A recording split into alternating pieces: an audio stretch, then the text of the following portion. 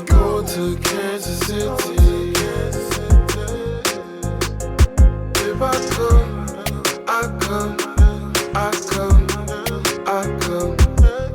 I'm going to Kansas City. Welcome everybody to another episode of Chopping It Up with the Cleavers. My name is Emmanuel Cleaver III. I'm Emil Cleaver. Happy 2024. This is our first episode for the new year. Happy New Year, even though it's almost February. Yeah. I think after 2 weeks you have to stop saying Happy New Year. But anyway, lot going on. It's going to be a hectic year because it's campaign season. And so we thought we'd start this year off right, talking about a light subject, not controversial at all, and that is the subject of race in America. And what brought this, why we decided to talk about this, because of... It's in the news. Yeah, but because of several key alleged leaders who have been asked, people running for president, most notably Nikki Haley. So let's talk about the Nikki Haley first, and then we'll go into... No. But this is why this is why we want to do it. Nikki Haley was asked, is America a racist country? And she says no. Well, more specifically, she was asked about her party, that she was running in a party that was considered racist. Republicans. Which she answered, which was ridiculous because America has never been racist. She didn't say America isn't racist now. She said America has never been racist. Which is anyone with any type of know-how or get up and go about themselves. Get up and go. That's old school. That's that Southern. Will know that she's either ignorant or she's just lying. And not qualified for president. If you can actually have words come out your mouth say that America was never a racist country, then you're not qualified. You're not smart enough to be president. I'm sorry. You're qualified because it means that you don't have compassion or sympathy for people who are struggling with racism, who are dealing with racism every day. And she had to deal with racism. That's the funny thing about it. In the very next breath, she goes on to tell how she was discriminated, her and her entire family, because of their Indian heritage. Yes. She even tells a story of she was asked to play Pocahontas and she had to explain, I'm not that kind of Indian. So maybe she just believes she was the only human being that ever experienced racism. Yeah, maybe. And no one else did. Her family, because it was her family. But I wonder why she goes by the name Nikki. Because that's just a nickname. Her real name is real Indian sounding. Which she refuses to use. I don't know why. I would be proud of that. Yeah, I think name. You know why. It's the same reason when Swami dropped out is the reason why she didn't use her real name. Yeah. Because she knows the party that she's a part of doesn't want any type of ethnic person of color to represent them. She knew that. Yes. She couldn't have become the governor had she used her real name. Not in South Carolina. No. Probably not in Missouri either. Unfortunately. Even though it's a Republican state, they ain't voting for her here. Yeah, so this person who's running for president stated that America has never been racist, which of course the Fox News reporter didn't follow up and ask her what about slavery, what about the extermination of natives in this country, what about the Japanese concentration camps during World War II. What about the attacks on people of Chinese descent after the pandemic? Yes, or during the pandemic. During the pandemic, there were attacks because of a comment by Donald Trump. So we can't ignore racism in this country. And you brought up something by Morgan Freeman that a lot of Republicans are using. He did a interview years ago, and the interviewer asked him how do you get rid of racism? How do we get rid of racism? Which Morgan Freeman's answer was, stop talking about it. And so conservatives have taken this line and run with it. Well, see, you got this famous black man who says all you have to do is just stop talking about it. And that's I think they really believe that. But, as you mentioned, Yeah. They didn't listen to the entire interview. Yeah, it's taken out of context. All they quote is him saying, just stop talking about it. But if listening to it in its entirety, you can see that they're using it out of context. The same way they use Martin Luther King. I mean, conservative racists like to say, well, Martin Luther King wouldn't want affirmative action because he said people ought to be judged by the content of their character and not the color of their skin. They're good at quoting Martin Luther King on that. What they're not good at quoting him in the very same speech, he talked about police brutality. Oh, but no, that's something new. There's no such thing. Don't quote him just to benefit yourself. He talked about police brutality in that very same speech that you all like to quote. Yeah. And so race in America, I know when we put this on Facebook, a lot of people were excited to hear what we had to say. But basically, my opinion on race in America, just a short opinion. I believe that racism in America, blatant racism, at one point has gotten better. Had gotten better. Yes. You know, the overt racism that you saw in the 60s and even the 70s when we were young was you didn't see as much in the later part of the 80s and 90s especially.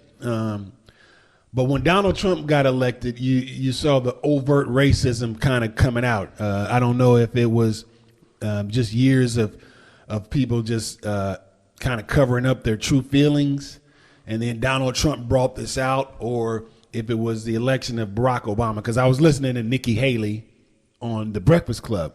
What'd she say? Well, and she blamed the divisiveness on Barack Obama. Yes.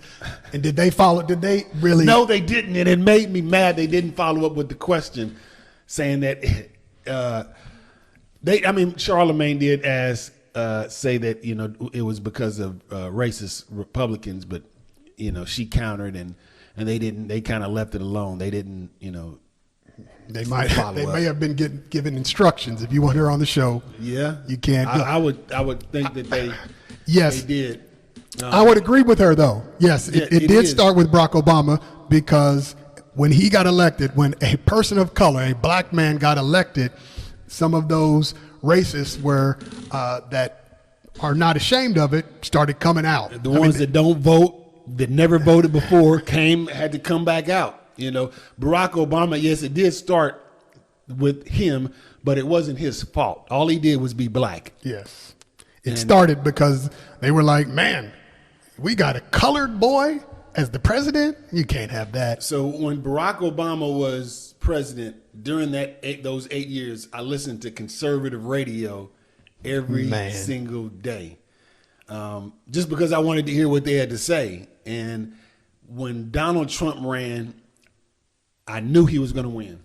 I knew he was going to win just because I had listened to 8 years of conservative radios, people calling in with such anger and hatred toward this man.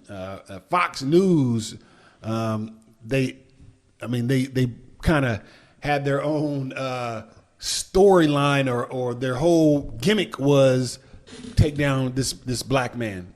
Of course, they wouldn't say black man. They just but the whole birther that he wasn't born in the country, that was racist. And now he's doing that with Nikki Haley. I know. About our parents. But the funny thing is, his mother was not born in America. Right. Donald Trump's mother was not born in America, but no one will question that. No one will question Donald Trump.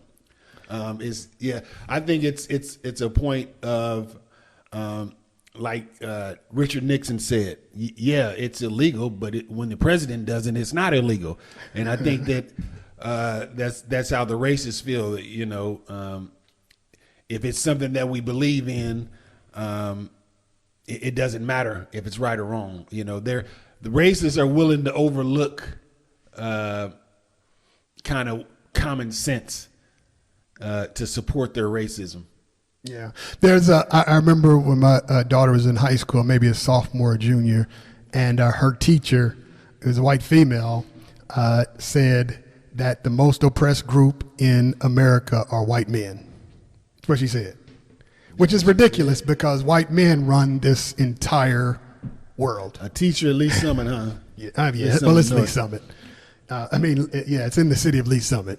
And you know the race issues that we've had out of Lee Summit with the school board when, of course, one of the school board members says that driving while blonde is more dangerous than driving while black. Yeah, I remember that. Made national news. And so, Nikki Haley, racism does exist. And I know, so we're going to move on, but just to give some stats, hate crimes increased by 17% from 2022 to 2023. That's from USA Today. But racism doesn't exist. The annual study that was reported in USA Today found that at least 2,184 hate crimes took place in America's 10 largest cities. Yeah. Now, in all of the cities, there were 5,064 incidents. Those are just the major cities. And that's just what is reported. I mean, there were more. That's just what was actually reported.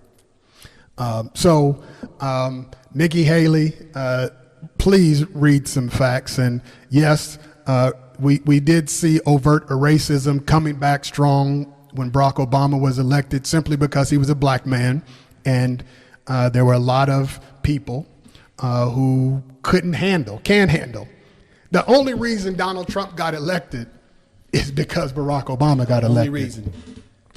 They need, if Hillary Clinton had won, beaten Barack Obama the first time, Donald Trump probably would never be president. Right. When Donald Trump saw that Barack Obama won, he was like, okay, something's got to be done. And that's when he decided to go into action. He's like, it's too much. So there was actually another poll taken. They asked if America was racist. If America was racist. So 47% of whites don't believe in systemic racism. 80% of blacks believe there is systemic racism. And I think there were like 20-some% of whites who didn't know if it was systemic racism. They know, they just didn't want to say. So the main issues with today, even though Donald Trump has brought back the overt racism, is the systemic racism that you see in jobs like Taraji P. Henson. Absolutely. Is Talking about finding out. pay inequity. And so she's not the only one. She came out, of course, she said it. And we're talking about one of the biggest stars in Hollywood. Talks about the pay difference, but it's unfortunate. We kind of have to say one of the biggest black stars. Well, yeah. I mean, I know it shouldn't be like that, but for those that don't know, Taraji P. Henson, well, if you're black and it's kind of hard not to. I'm sure most non-blacks. Yeah, because she was in Benjamin Button, a major motion picture with Brad Pitt, and she only got $150,000, and he got $25 million. She went and asked for $500,000. They said no. This is how much you get.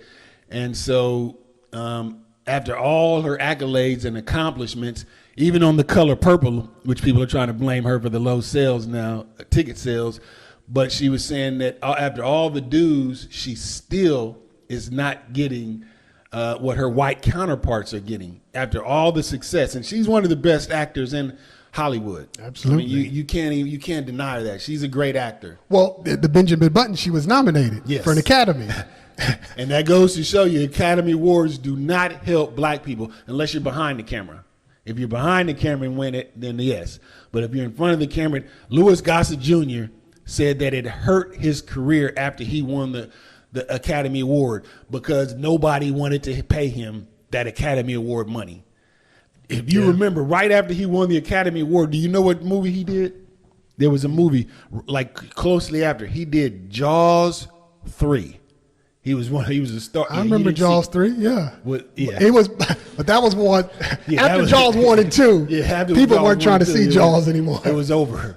Yeah. No, that's the best he got? That's what he got. Man, didn't nobody see Jaws 3. I saw it because I like those kind of movies. Yeah, so the roles didn't come in after that. They didn't want to pay him. In Hollywood, it's Taraji not getting paid is an indication of all black women not getting paid. Louis Gossett Jr. getting a deal like that, it goes to show all black men, this is what all black men are going through.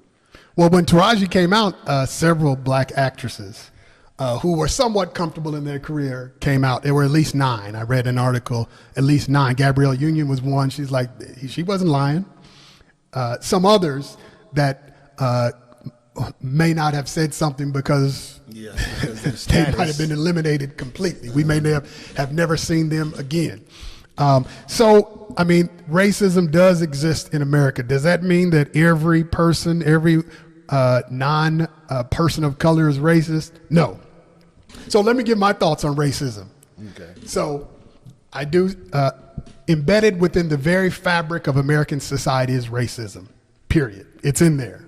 In our schools, the way our schools are designed, with the way cities are designed, housing, it goes down the line list.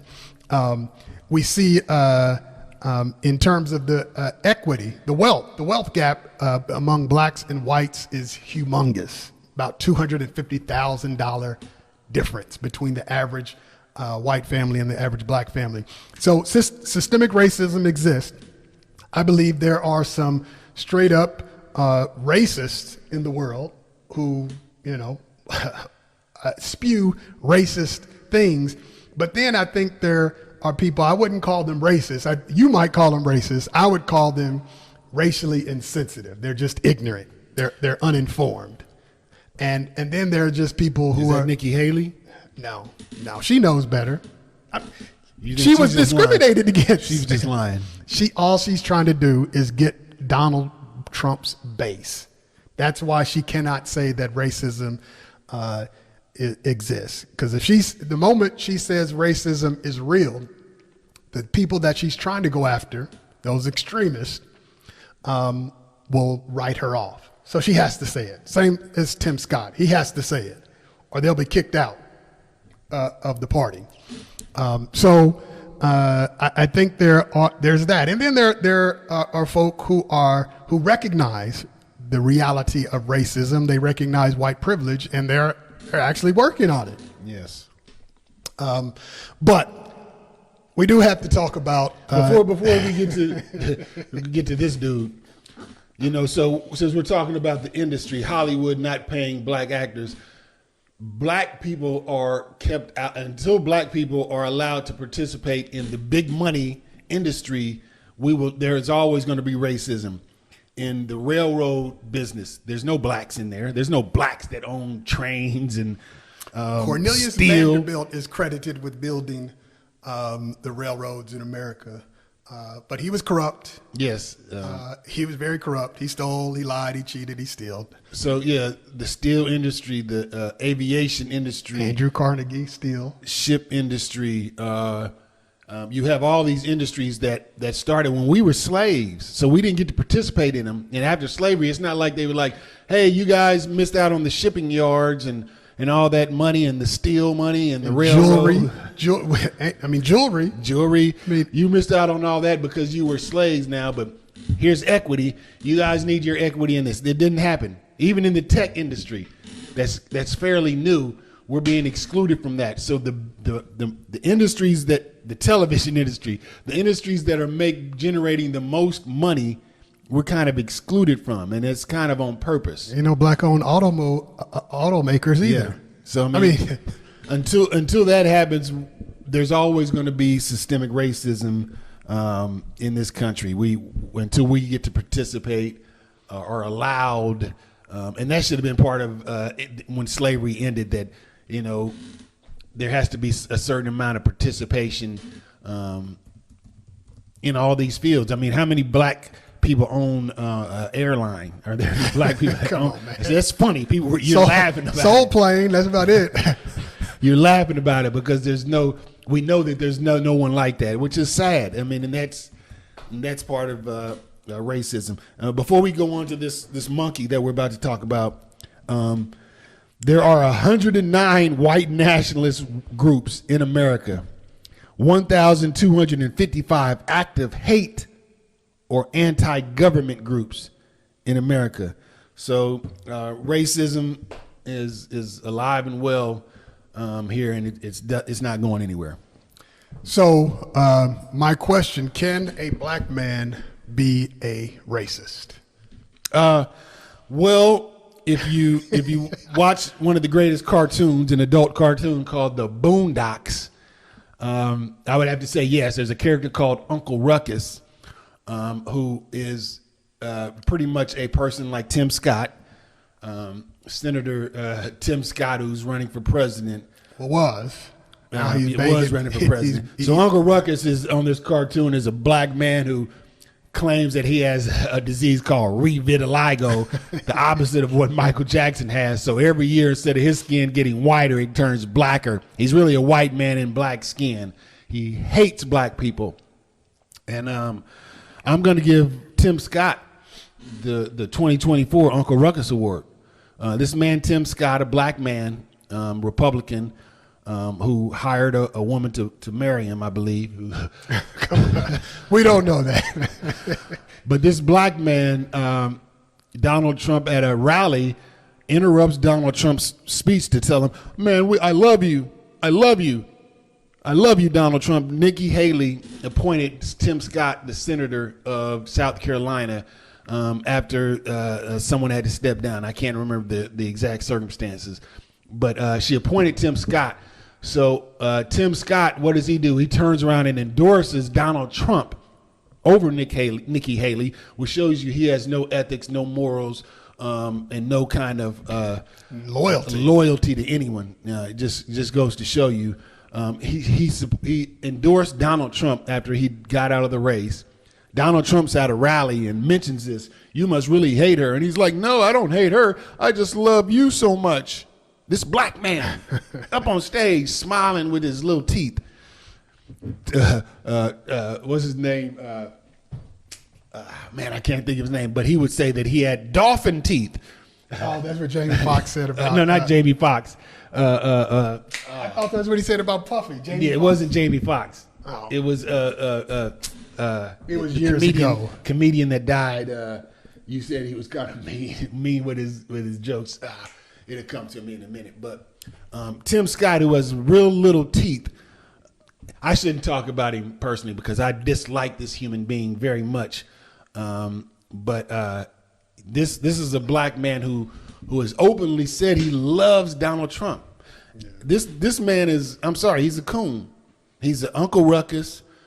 He is. Well, so let me back up. Let me. I'm about to go off on this. Yeah, you just did 20 minutes going off. Okay, so for those who might be watching, Patrice O'Neal. Yeah, I know. I was just about to say that. Yeah, he was. He was. But anyway, so are you saying that Tim Scott is a racist just because he backs Donald Trump? I'm saying he's a racist. This is the thing. When you don't have to agree with the majority of black people all the time. But when you're dissing, you find yourself going against the majority of black people on every major issue, there's something wrong. There's something wrong, Candace Owens. There's something wrong, Larry Elders. I mean, Tim Scott is it seems like he goes out of his way to say that he disapproves of black elected officials or black people, period. And he was running for president, and people were saying, well, you're single. You can't be a single man and run for president. He's trying to be vice president now, so you can't be single and have a vice president. So all of a sudden, people thought he was gay. All of a sudden, no, I'm not gay. And all of a sudden, he has some white woman that he's about to marry. I think that he bought her. And he's paying for her to marry him. I mean, when you see pictures of him, she doesn't seem to like him. So you're saying it was an arranged marriage? I think he paid for her. He's buying her. So, what are your thoughts on Tim Scott? I mean, you sound like you support this man. Tim Scott has been tapped to go around the country and rally black votes for Donald Trump. That's funny. And I would love for him to come to Kansas City. We want to get him on the show. So I don't want to say until he gets on the show. But you all think he'll come on the show after what I just said? Or no. So what I think about Tim Scott, I do think, when I think about people like Larry Elders, Tim Scott, and Candace Owens, I think there has to have been something, or the worst of all, Clarence Thomas, who climbed the corporate ladder, then cut the very ladder, tried to cut the very ladder that he climbed to get to the top. Despicable. I don't think there's any black person that I know who appears to hate other black people more than Clarence Thomas. Even more, I mean, Tim Scott doesn't even come close to Clarence Thomas. No, not even close. Scott's pretty close. No, not even close. He's the master. But I think, you know, in some cases, I wonder, did something happen? And so they're dealing with emotional trauma that has never really been adequately dealt with. I think with Tim Scott, I don't know. I'm just guessing. He does tend to display behavior that is anti-black. But I'm wondering if he does it, one, because there's some trauma, or he does it because he just wants to get on and be on top, or he just doesn't have the capacity for abstract thought. Yeah, I don't know. Maybe when he was younger, there were a group of black kids that used to tease him, call him, I don't know what they would call him. I mean, we don't know what he was like when he was a kid. I mean, he could have been extremely pro-black growing up in South Carolina. So he could have been pro-black. I know at one point Candace Owens went to a black college, so she had to like black people at one time. Tim Scott, maybe he never did. Yeah, I don't know the story. That's why we'd love to have you on the show, Tim. And I'll be fair. You can sit on by me. Yeah, because I'm gonna try to be fair to you, but I'm gonna ask some tough hitting questions. Oh yeah, no. Do you like black people? And he's gonna say yes. Okay, so did you buy your wife? Yes. No. So I'm Tim Scott. You say, do you like black people? Yes. Okay. Well, you act like you don't in every situation. I am black, so of course I like black people. No, that doesn't mean you like black people. You know, you remind me of an Uncle Ruckus. You were forced to be black. Well, I don't see color. That's a problem. Look in the mirror, nigga. When people say, listen. My bad, everybody. When people say, I don't see color, first thing that pops into my mind, like, how do you know to stop at a light then? I mean, how do you know if it's green or red? When someone says that, that means I don't have compassion for people who are suffering from racism. That's what that means. That's how you take it? That's how I take it. You have no compassion for anyone else. If you don't see color, what color are you? If you don't see color, maybe that explains why you're not matching. I mean, I don't know. Yeah. That saying is a bit to put out there so that you won't bother them about racism. It's not going to work with me. Tim Scott, yeah. Tim Scott, I know we're joking, but I really do want to interview him. I really would. If he comes to Kansas City, you know, maybe we can get an interview with him, or at least ask a question as he's walking by. Do you like black people? Yes, sure I do, and so does Donald Trump. No, don't say that, man. Tim Scott needs to be. Rapper Nas had saying we need to bring back beheadings. Maybe that's too far. Who would be? Yeah, Tim Scott would be the first one beheaded. No, but I'm not no, saying. He wouldn't. No, you want Uncle Clarence Thomas? Yeah, which I'm against public beheadings. Okay, no public beheadings, but I think it should be. I get the point. It should be public smackings. Now that I'm for. Yeah, Tim Scott, you needed to be smacked in black public. Well, so listen. Go on Roland Martin and get smacked. What are some other things that Tim Scott has said? Because I think my fear is that some people will say, okay, well, they're saying he's a racist because he supports Donald Trump, and yes, Donald Trump is a racist. But is there more? Is it? I mean, what else has he done? How has he voted? Has he voted? He doesn't participate with the Congressional Black Caucus. You know, that's one way. You know, there are very few in perspective. When you put it in perspective, there are very few elected officials in Washington. Why wouldn't you want to at least have some type of relationship with some of those black people?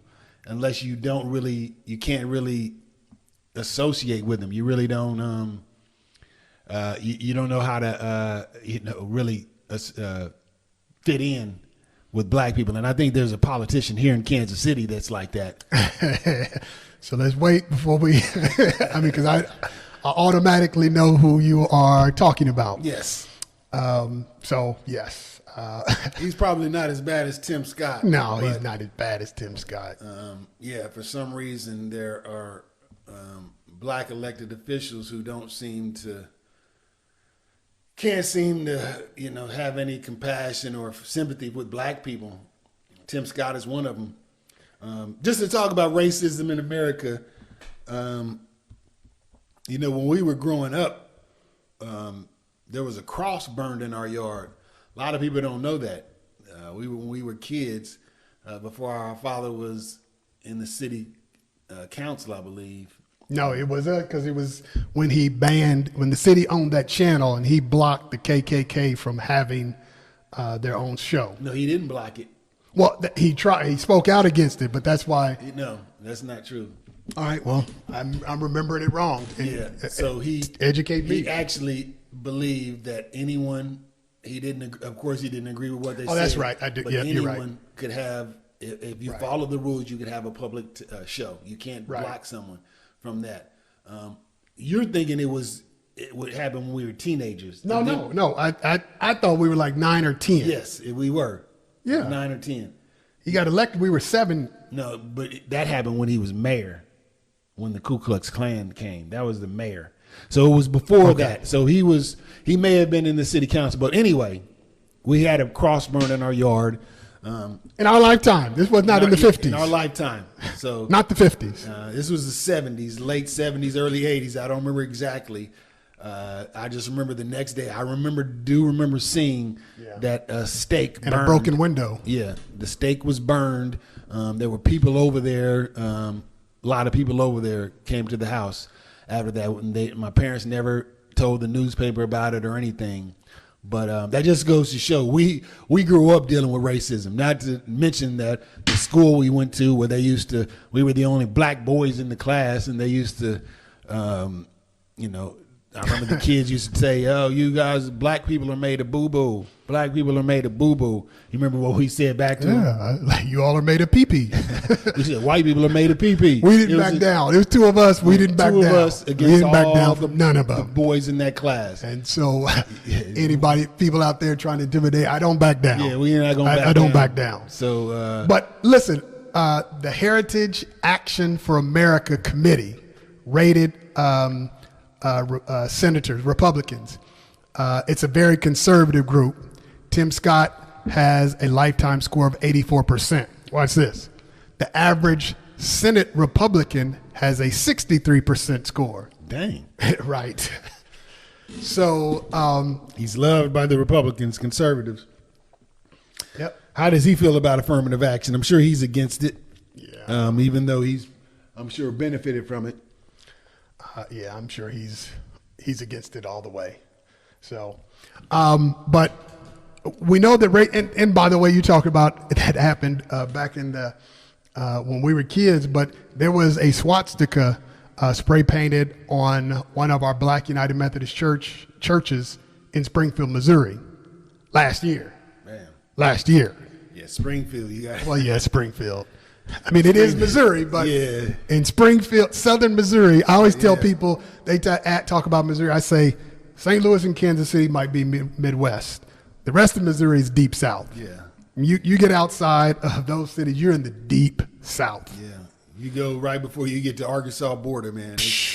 Man, you better keep driving. Yeah, I wouldn't stop there. I remember we driving to Florida one year. We took this back route. The only time we did it, driving through these small towns in Missouri. And I remember it was when Barack Obama was president. They had this big billboard. We had to drive through towns and stop. Last time we ever did that. Big billboard with the caricature of Barack Obama with big lips, a Muslim, what do they call it, kufi, an Arab garb, right in the middle of town in Missouri. Racism doesn't exist. Nikki Haley, come on now. Tim Scott, racism doesn't exist. Racism exists. Unfortunately, there's some people who try to brush it under the rug just by the book bannings. We didn't even talk about the book bannings. Let's go over a few of the books that have been banned. Imagine that, books. Ron DeSantis. So The Hate You Give, Angie Thomas. I Know Why the Caged Bird Sings, Maya Angelou. The Color Purple, Alice Walker. The Bluest Eyes, Toni Morrison. Song of Solomon, Toni Morrison. Beloved, Toni Morrison. The Class Act, Jerry Kraft. Native Son, Richard Wright. Black Boy, Richard Wright. These are just a tale. Go Tell It on the Mountain, James Baldwin. Their Eyes Were Watching God, Zora Neale Hurston. Invisible Man, Ralph Ellison. Invisible Man. There's a theme on all of these. What's the theme? What do they have in common? They're all black authors, and all of these tell about the black experience in America. Invisible Man is a book about how black people are ignored Right. in America because of racism, and so now they want to ban this book. We don't ignore you guys. Yeah, we banning beat you if we have to. Is something that's ignorant. I mean, there were movies made about this, books were written about this years ago, talking about things like this, and now it's actually coming true where they're trying to ban books in these schools, and it's already happened in Florida. Missouri's next. Yeah, Missouri's already. I think there might be some, but yeah, There are some. There are some books that are banned here in Missouri. I know there's a book from the poet laureate, that young black Vanda Gorman. Yeah, they banned. Oh, that's right. I did remember that. Yeah, they banned her book. And she spoke at the inauguration. But they're banning her books, and these are white conservatives who are trying to silence the voice of White conservatives and Tim Scott. yeah, white conservatives and old Timmy, old Uncle Ruckus Timmy. And I know two authors who have had books banned. But this is, I mean, it's just ridiculous that they're trying to ban the truth. Yeah. I mean, these aren't science fiction books. I mean, this has actually happened. So it is a racist country. It doesn't mean that we can't get better, but the only way we can get better is that we have to admit it. When you go into Alcoholics Anonymous or any kind of addiction, you cannot recover unless you first admit, I have a problem. You have to. It can't be done. You can do every other step, or you're really not going to want to do any other step until you admit, I have a problem. America has to admit. I know there have been presidents that have made statements. I think Bill Clinton, I think Joe Biden. Didn't Joe Biden do something? I think he said apology or something. Right. But that's not enough. No. I think it would have been more powerful if the president, the House, and the Senate, made that statement and apologized.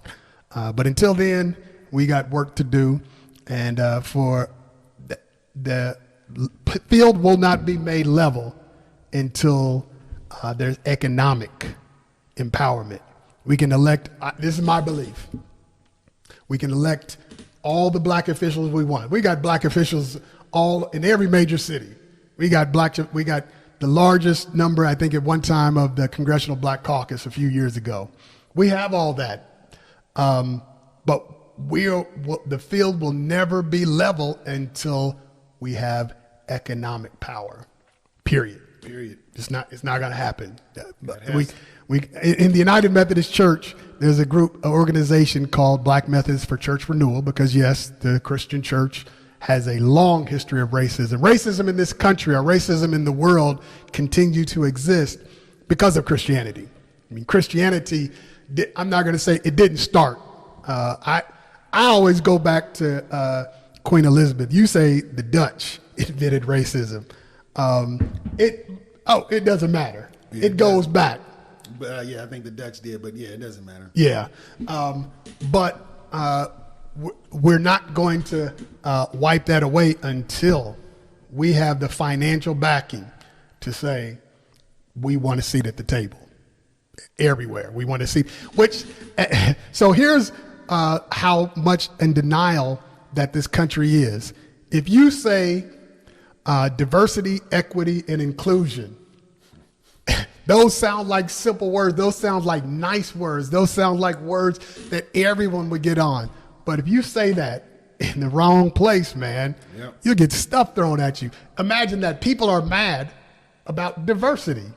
People are mad about equity and that is proof, all the proof you need to know that this is a racist country. Racist country. And maybe we'll need to do a show later on about what black people need to do to make a change.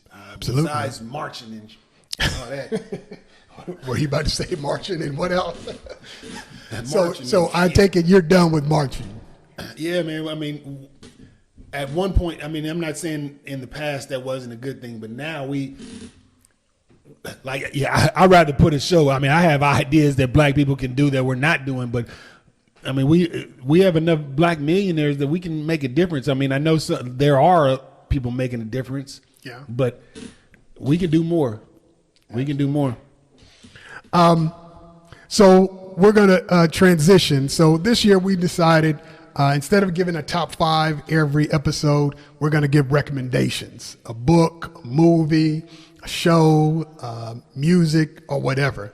So I want to recommend to everyone to check out this rapper by the name of D1. He's been out for several years, but he's really starting to make a name for himself, and he's done so because he's challenged a lot of the biggest quo. rappers on the planet, and just, I think a lot of rappers, well, he's challenged them to say, stop talking about negative things, glorifying guns and killing and calling women out their names. He's saying, let's get rid of that. So he's called some names, and some of those folk have gotten angry with him. Yeah, and responded. But I like him because he's like, I'm not going to, you think, he has a song where he replies, he said, and I'm not going to get it right, but basically he says, you think you all getting mad at me on social media is going to make me stop? I mean, he's on a mission. Many would call him a Christian rapper. I just call him a rapper. But he has some real good songs, and I think we are in an era where we need life music. I think we need to move away Some from good music too. I mean, he's not. Yeah, it's he not really makes right. good music. So please know, anybody, if you know me, you know I'm not going to listen to a rapper just because they're so-called Christian. I think, anyway, I was about to say, most of it is whack anyway. But for D1, so some songs that I think are worth checking out. One is very relevant to our show today. He has a song called Racist Christians.